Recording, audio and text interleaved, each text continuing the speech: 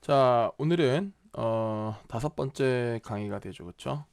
교과서 페이지로는 22에서 23페이지고 이제 내용은 근로자의 권리와 보호라고 하는 이제 세 번째 중단원, 그리고 인권과 헌법이라고 하는 대단원 중에서는 마지막 단원이 되겠죠, 그렇죠?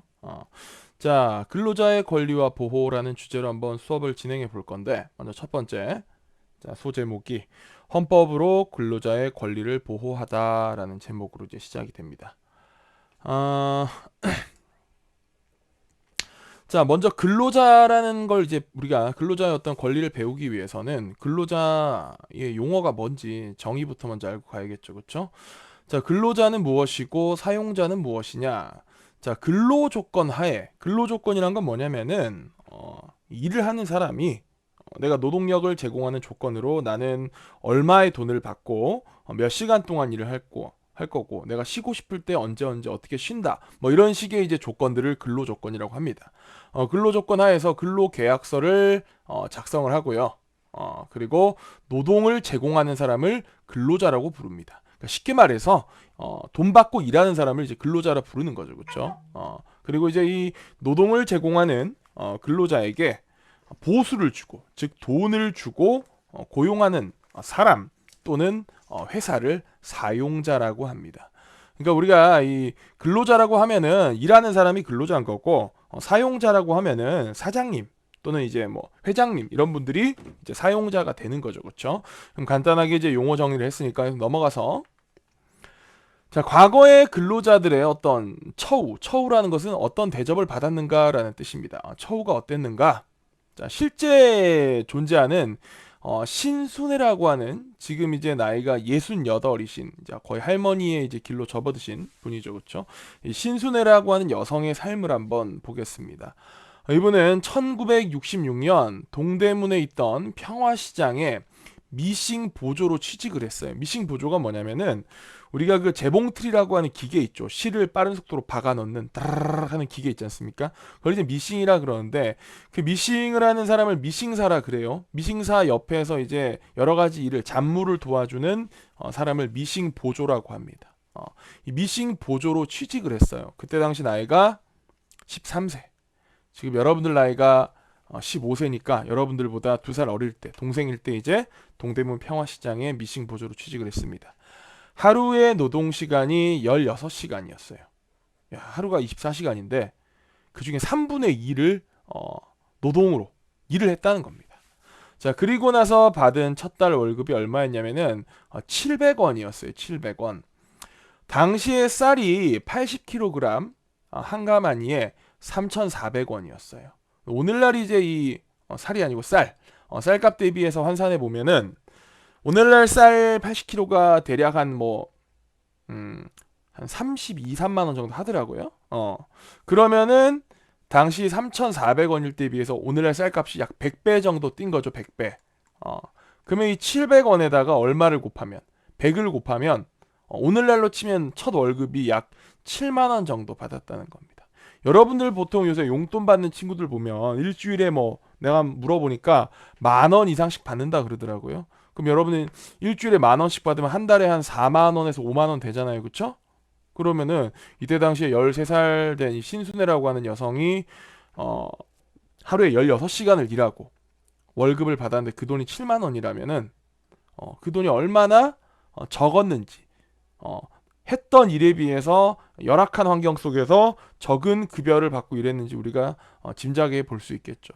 왜 이렇게 근로자에 대한 처우가 나빴냐 당시에는. 자, 당시에 이제 우리나라 국가가 전반적으로 가난했죠, 그렇죠?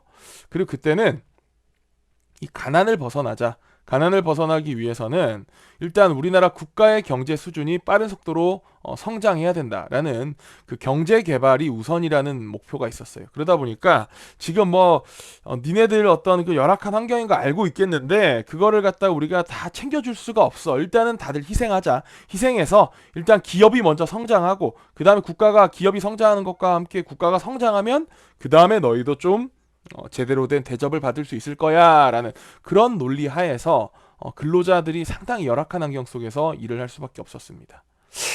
자, 그러면 이렇게 이제 열악한 환경 속에서 일하던 근로자들의 이 권리가 오늘날 어떻게 됐냐? 이게 뭐 한순간에 이루어진 건 아니에요. 아주 이제 여러 과정을 통해서 서서히 이제 진행이 됐던 거죠. 자, 그래서 이제 현재 2022년, 2021년 현재에서 보면 이제 이 노동자들의 권리가 어떠냐? 자, 일단 헌법에 근로자의 권리가 보장이 돼 있습니다. 헌법 32조에 보면 이런 말이 있어요. 뭐 제가 이제 문구는 여러분 교과서 23페이지 우측 상단에 있는데 제가 이제 그걸 나름 해석을 해보면, 자, 모든 국민이 근로의 권리를 가진다라고 명시가 돼 있고, 자, 이 근로를 할 때 인간의 존엄성을 보장하기 위해서 최소한의 근로 조건이 보장되어야 한다라고 명시돼 있습니다. 이게 이제 최저임금제와 연결이 되는 거죠. 이따가 얘기할 건데, 즉 근로를 통해서 여러분들의 어떤 인간다운 삶이 보장될 수 있도록 법 중에 가장 최상위법인 헌법으로 그걸 규정하고 있습니다.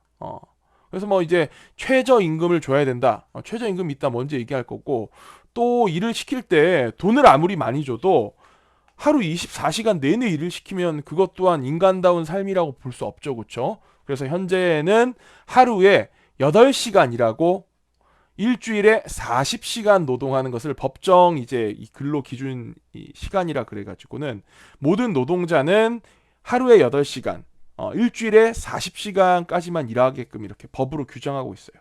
물론 이제 어떤 이 사용자의 입장에 따라서 지금 일을 더 해야 되는 상황이다. 그러면은 초과 수당을 지급하고 일주일에 최대 52시간까지는 일을 시킬 수 있어요.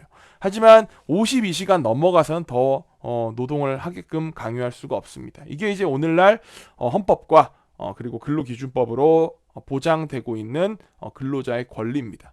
선생님 같은 경우에도 뭐 이런 오해들이 많아요. 교사는 너무 일찍 퇴근하는 거 아니냐?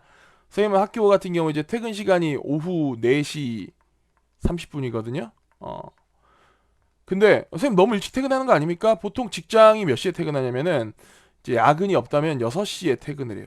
그럼 왜 선생님들은 왜 1시간 30분이나 먼저 퇴근합니까?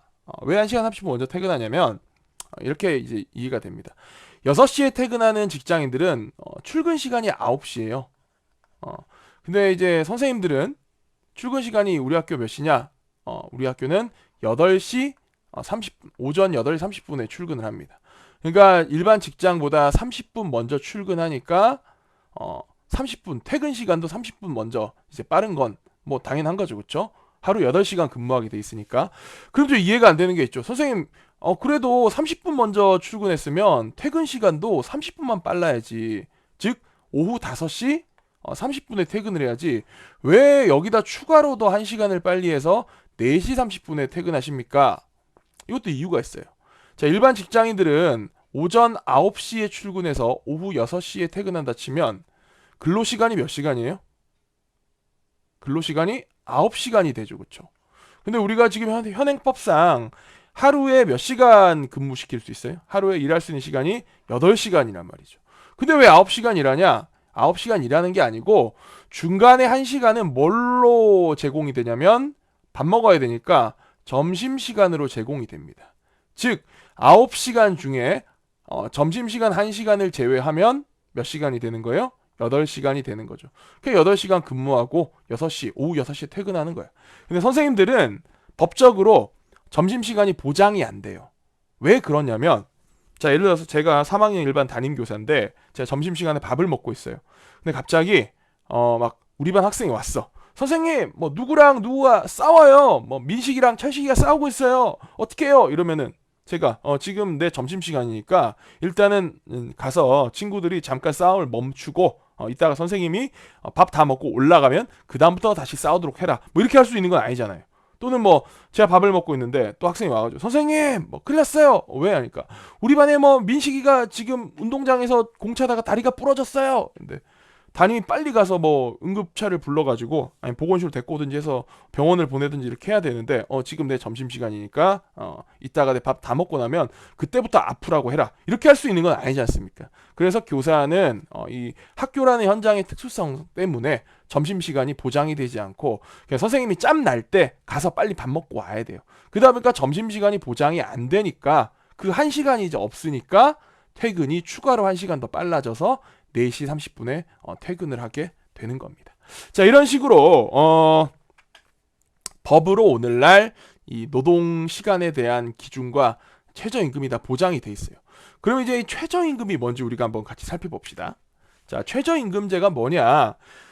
자, 모든 사용자는 사장님들은 근로자에게, 직원에게 최저임금 이상의 임금을 지급해야 한다라고 법으로 명시가 돼 있어요. 그리고 최저임금은 어떻게 정하느냐? 매년 이 최저임금은 근로자위원 9명. 이 사람들이 이제 이 근로자, 일하는 사람들이 추천한 사람 9분이에요. 그리고 사용자위원 9명. 이분은 이제 사장님들이 추천한 9명입니다. 아무래도 이제 이 최저임금을 정할 때 최저임금이 너무 높으면은 이제 근로자는 좋지만 사용자들은 좀 안 좋아지고, 최저임금이 너무 낮으면 사용자는 좋지만 근로자는 안 좋아질 수 있는 그런 구조다 보니까 이제 서로가 막 치열하게 논의를 한다고. 그래서 근로자 측에서 근로자의 입장을 대변할 수 있는 위원 9분과 사용자 측에서 사용자의 입장을 대변해 줄 수 있는 위원 9분이 서로 이제 들어가게 되는 겁니다. 근데 이 사람들만 갖고 얘기를 하게 되면은 서로가 주장하는 것이 한치의 양보도 없이 팽팽하게 물릴 경우에는 최저임금이 결정이 안 돼요. 그래서 여기에다가 정부 측에서 추천한 공익위원 9분이 들어가서 모두 27명이 치열하게 논의를 해서 최저임금을 결정을 합니다.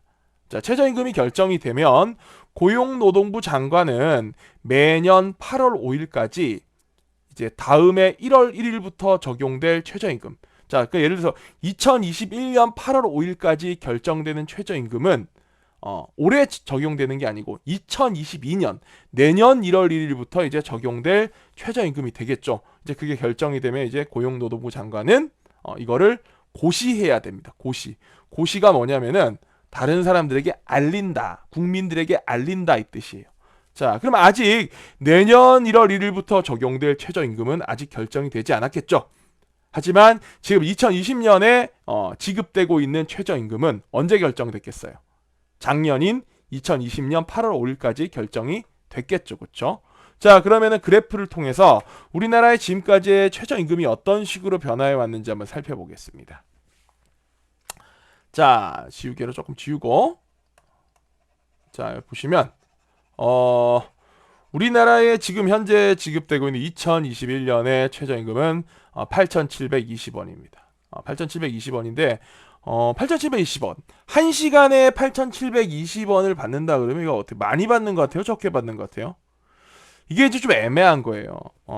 당연히 일하는 근로자 입장에서는 이게 적다라고 주장할 거고, 여기다 이제 급여를 주는 사용자 입장에서 많다라고 주장을 하겠죠. 그렇죠? 어쨌든 최저임금은 매년 이렇게 올라왔습니다. 지금으로부터 약 7년 전인 2014년에는 5,210원이었는데 이게 단계적으로 쭉 올라서 지금 8,720원이 됐죠. 그렇죠? 그런데 중요한 거는 인상률입니다. 전년도 대비해서 몇 퍼센트나 올랐는가? 인상률을 보면 거의 뭐 한 7%대에서 8%대를 이렇게 오가다가 갑자기 2018년이 되면 16.4%나 올라요. 갑자기 급격히 치솟았죠. 그렇죠? 이게 왜 그렇냐? 이때 이제 무슨 일이 있었냐면 2017년 때 이제 박근혜 전 대통령이 탄핵당하고 문재인 대통령이 이제 새로 이제 대통령 취임을 하게 되잖아요. 그때 이제 문재인 대통령이 내세웠던 공약 중에 하나가 근로자들의 최저임금을 내가 많이 올리겠다, 대폭 인상하겠다. 지금까지 너무 근로자들이 열악한 환경에서 일해왔다라고 하면서 이제 대폭 급여를 인상을 합니다. 약속을 해요. 그러면서 이제 2017년 8월 5일까지 2018년부터 줄 최저임금이 결정이 될 거 아닙니까? 그래서 이제 이때 16.4%나 겁나 많이 오릅니다. 이제 이 노동자 측 대표 9명과 사용자 측 대표 9명 그리고 정부 측에서 정한 이 공익위원 9명 총 27명이 이제 이 최저임금을 결정을 하는데, 이때 이제 정부 측 인사들이 강하게 인상 측에 이제 이 힘을 실어준 거죠. 그렇죠? 그래가지고 16.4% 되고 다음에도 10.9%나 올랐어요. 최저임금이 막 빠른 속도로 오른 거지. 갑자기 너무 빠른 속도로 오르다 보니까 어떤 부작용이 생겼냐? 이 사장님들은 이제 이 사용자는 이 자기가 고용한 이 근로자에게 돈을 줘야 되는데 이게 너무 이 최저임금이 가파르게 올라 놓으니까 부담이 되는 거예요. 그러다 보니까 이 사장님들이 어떻게 하게 되냐면 고용을 즉 일을 시킬 이 노동자 근로자들을 적게 뽑는 거야. 원래는 내가 막 치킨집인데 우리가 알바생이 만약에 5명 있었다. 그럼 이제 최저임금이 너무 높아지니까 5명 안 뽑고 4명만 뽑는다든지 이런 식으로 되게 되니까 취업이 잘 안 되게 되는 부작용이 발생하게 된 거예요. 그러다 보니까 이제 부랴부랴 이제 문재인 정권에서도 현 정부도 어쩔 수 없이 너무 빨리 올렸나 보다. 미안합니다. 이러면서 어떻게 갑자기 이제 이 최저임금 인상폭을 속도를 확 줄여버려요. 그래가지고 이제 2020년에 2.9% 그리고 올해 최저임금은 작년에 비해서 1.5%밖에 안 올랐어. 조금 내가 볼 때는 약간 밸런스가 안 맞는 것 같아. 한 7%나 8%씩 쭉 꾸준히 올랐어야 되는데 갑자기 너무 급격히 올려놓으니까 그 부작용으로 오히려 취업이 안 된 일이 발생하게 되니까 또 갑자기 인상폭을 확 내려버리는, 무슨 미친년 널뛰는 것도 아니고. 하여튼 자, 그럼 우리나라의 최저임금이 전 세계적으로 봤을 때 어느 정도 수준이냐? 이 정도의 우리나라의 최저임금 수준은 지금 글로벌 이제 탑 15, 1위부터 15위까지가 있는데 우리나라의 최저임금 수준은 전 세계에서 볼 때 약 12위 정도 됩니다. 12위. 여기 있죠. 대한민국은 여기 12위에, 일본 바로 아래에 있는데 이게 이제 최저임금이 무조건 많이 줄 수 있는 거 아니잖아. 그 나라의 경제 수준에 맞춰서 줘야 될 거 아닙니까? 아프리카에 있는 저기 뭐 가나나 뭐 아니면 아프리카 코트디부아르 같이 뭐 가난한 국가에다가 야 최저임금 니네도 시간당 8,720원 주라고 이렇게 하면 그 나라 망해요. 자, 그래서 각 나라의 경제 수준에 맞춰서 최저임금을 줄 수밖에 없는데 우리나라의 이제 경제 이 1인당 국민 소득 GNI라 부르는 1인당 국민 소득이 세계에서 한 30위 정도 됩니다. 32 정도. 우리나라 전체 경제 규모인 GDP는 세계에서 지금 뭐 거의 10위권이지만 우리나라 1인당 국민 소득 한 사람 한 사람, 국민 한 사람 한 사람이 얼마씩의 돈을 벌고 있냐라고 하는 GNI 수준은 세계 30위권이에요. 근데 이 최저임금은 세계에서 이제 12위라는 건 우리나라 국민 개인당 소득에 비해서 최저임금을 제법 많이 주고 있다는 걸 우리가 알 수 있죠. 실제 다른 그래프 한번 보면은 아이고. 자, 다른 그래프 이거 한번 보면, 자, OECD 국가 대상 1인당 GNI 대비 최저임금 수준, 이게 무슨 말이냐? 그 국가의 개인당 국민소득 대비해 볼 때 그 나라의 최저임금 수준이 얼마 정도 되느냐라는 걸 보여주는 건데 우리나라는 100%입니다. 그러니까 우리나라 지금 국민 1인당 소득이 한 3만 3천 불 되거든요. 그러니까 이게 무슨 말이냐면은 우리나라에서는 그냥 최저임금만 받고 하루에 8시간, 일주일에 40시간 일해도 우리나라의 이제 이 그 국민 소득인 3만 3천 달러, 한 연간 한 3,500만 원 정도, 요 정도를 100% 달성할 수 있다는 뜻입니다. 다른 나라들 보면은 그렇지가 않아요. 다른 나라 보면 뭐 우리가 상당히 선진국이라고 인정하고 있는 뭐 독일은 76.1%야. 이게 무슨 말이냐면은 독일 국민들이 벌고 있는 국민 소득이 있을 거 아니에요. 그게 뭐 한 4만 불 넘겠죠. 그쵸? 근데 독일에서 아르바이트 같은 걸 하면서 하루에 8시간씩 주 40시간씩 최저임금만 받았을 때는 독일 국민들이 평균적으로 버는 국민 1인당 소득의 76%밖에 못 번다는 거야. 그러니까 우리나라가 오히려 따지고 보면 아르바이트 같은 걸 하기에는 독일보다 훨씬 유리한 국가라 볼 수 있는 거지. 일본은 65.6%밖에 안 돼. 미국은 39.1% 수준입니다. 물론 미국 같은 경우에는 이 급여 말고 팁이라는 문화가 있어가지고 실질적으로는 뭐 더 많이 벌고 있는데 하여튼 우리나라가 이제 아르바이트를 해서 최저임금을 받으며 살기에는 거의 뭐 OECD 국가들 중에서 최고라고 볼 수 있는 거죠. 그렇죠? 자, 넘어가서 이제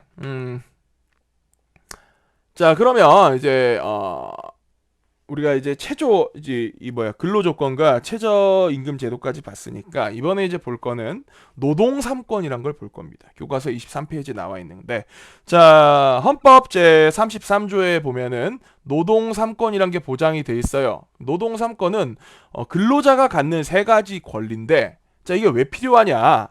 자, 아무래도 사장님이나 회장님인 사용자에 비해서 우리 근로자들은 약한 입장일 수밖에 없죠. 우리 좀 약하잖아요. 뭐 회사가 더 우리보다 파워가 세잖아, 일반적으로. 그러다 보니까 이 약한 입장의 근로자의 힘을 좀 키워줘서 근로자와 사용자가 대등한 위치에서 근로 조건을 협의할 수 있도록 헌법에 노동 3권을 보장하고 있습니다. 이게 약간 뭐 삼신기 같은 그런 거지, 그렇지? 노동자, 즉 근로자의 입장에서 좀 힘이 약하다 보니까 사용자하고 대등하게 싸우게 하기 위해서, 협상하게 하기 위해서 노동 3권을 헌법으로 보장하고 있습니다. 자, 노동 3권이 무엇이냐? 자, 첫째, 노동조합 같은 단체를 만들 수 있는 단결권이 있습니다. 아무래도 근로자 개인은 약해요. 그러니까 근로자가 사용자하고 대등하게 협상하려면 근로자가 뭉쳐야 돼. 뭉치기 위해서 어떤 단체를 만들어야 되는데 대표적인 게 노동조합인 거죠. 그래서 노동조합과 같은 단체를 만들어서 덩치를 키울 수 있는 단결권이 일단 첫 번째로 보장이 됩니다. 둘째, 자, 단체를 만들었으면 이 단체를 통해서 사용자, 즉 사장님과 즉 회사 측과 어떤 근로조건, 주당 어떻게 몇 시간 일하고 다음에 보너스는 얼마 받고 뭐 월급은 얼마 받을지 이런 근로 조건을 협의할 수 있는 단체 교섭권이 있습니다. 자, 단체 교섭권. 이것도 이제 노동 3권 중에 두 번째, 헌법에 보장되어 있는 노동 3권 중에 두 번째 내용입니다. 단체 교섭권. 자, 세 번째, 단체 교섭권 통해서 이제 회사 측하고 협의를 진행했어요. 근데 만족스러운 협의가 이루어지지 않을 수 있잖아요. 예를 들어서 노동조합은 내년도에 급여를, 월급을 5% 상승해달라라고 주장을 하는데 회사 측은 안 된다, 내년도에 월급을 1%만 상승시키겠다, 이런 식으로 해가지고 막 서로 한치의 양보 없이 도저히 협상이 진행되지 않을 때 이제 뭘 할 수 있는 거냐? 쟁의 행위를 할 수 있는 겁니다. 쟁의가 뭐냐면은 여러분들 회사 이제 뭐 그 공장 문 일 안 하고 문 닫아놓고 전부 나와서 이제 어떻게 하는 거야? 우리의 요구 조건을 들어달라 하고 하는 걸 파업이라고 하죠. 파업. 또는 이제 회사에 가서 일은 하는데 아주 일부러 느릿느릿하게 비생산적으로 게으르게 일을 하는 겁니다. 그걸 우리가 뭐라 그러냐면은 태업이라 그래. 태업. 그러니까 파업이나 태업을 하는 것을 쟁의행위라고 하는데, 이 쟁의행위를 할 수 있는 이 노동 3권이 바로 단체 행동권입니다. 정리하면 노동 3권 헌법에 보장되어 있는 건데, 노동자, 즉 근로자가 단체를 만들 수 있는 단결권, 그리고 단체를 통해서 회사 측과 협상을 할 수 있는 단체 교섭권, 마지막으로 협상이 제대로 진행되지 않을 때 파업이나 태업 같은 쟁의 활동을 할 수 있는 단체 행동권, 이렇게 세 가지가 바로 헌법의 33조에 보장되어 있는 노동 3권입니다. 자, 그러면 이걸 사진으로 한번 볼게요. 우리가 노동 3권이 어떻게 되는지. 자, 먼저 첫 번째, 자, 이게 노동조합 설립 신고증이야. 노동조합은 같은 업종이나 같은 직장에 일하고 있는 사람이면 두 사람 이상이 모여서 어떤 규칙을 만들고 나면 누구라도 고용노동부에다가 신고해서 이 노동조합을 설립할 수 있습니다. 자, 그래서 이제 이게 노동조합 설립 신고증이지. 이거는 뭐 무슨 업종이냐 보면은 서울 지역에 이제 퀵 서비스를 하시는 분들이 같이 모여서 만든 서울 지역 퀵 서비스 노동조합이에요.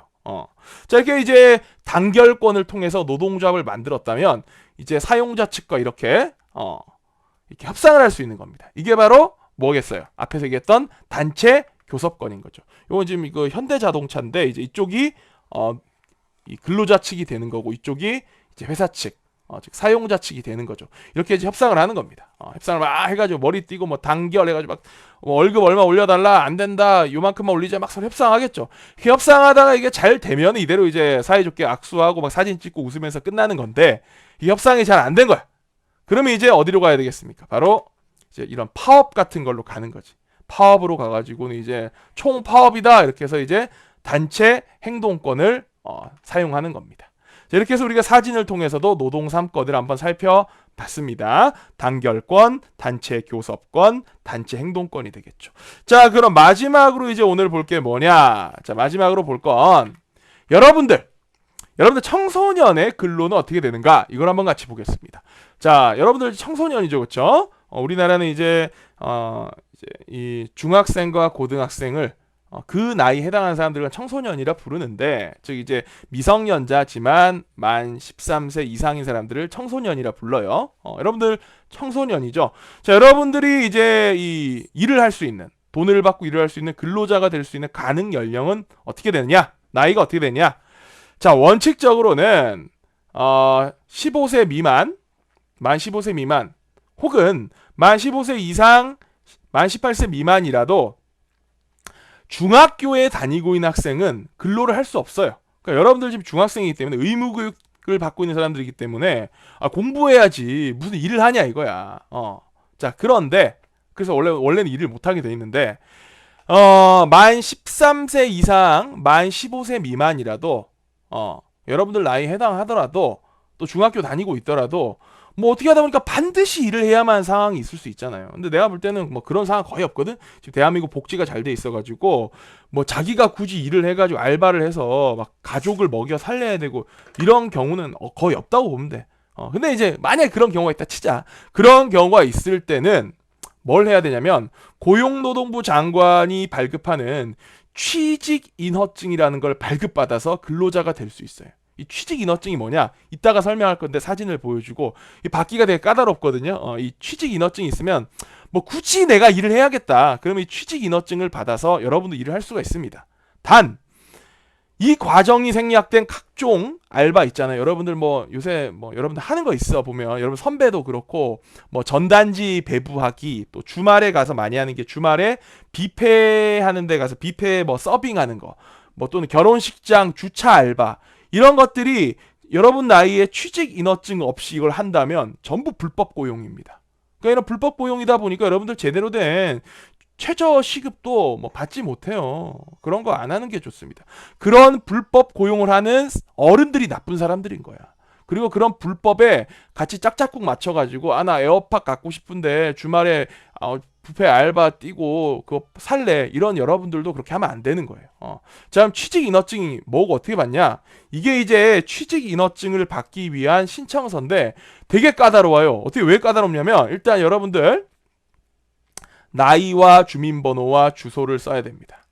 그리고 여러분들이 어디에 취업될 건지 그 취업장에 이제 뭐 회사 이름, 업종, 사장님 이름, 사장님의 주민번호, 어디에 있는지, 뭐 무슨 일 할 건지, 돈을 얼마 받는지, 시간은 얼마인지, 기간은 얼마인지 이런 거 다 써야 돼.